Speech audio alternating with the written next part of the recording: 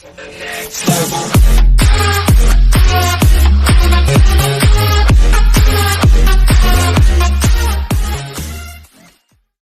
Rapinoe Im down with booing of FIFA boss. In the aftermath of USWNT coach Jill Ellis, part of her face hidden by a white cap with a USA badge on the front, was alone on a podium facing a puzzled media. Her captain was not. When it was revealed that had been picked for a doping test, the room deflated in unison. Such has been Rob, but towards the end of the press conference emerged, to the warm applause of some in the room. Ever since during the World Cup by saying that she would not attend the White House should the US win the competition, the forward has been the center of attention in France. But her performances on the pitch have elevated her to another level of stardom, too.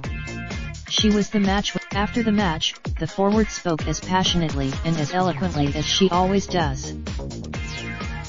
Asked about her thoughts to the crowd's booing of FIFA President Gianni Infantino as he walked towards the presentation stage and the which rippled around the Groupama Stadium in Lyon as the USWNT prepared to lift the coveted World Cup trophy, Rapinoe said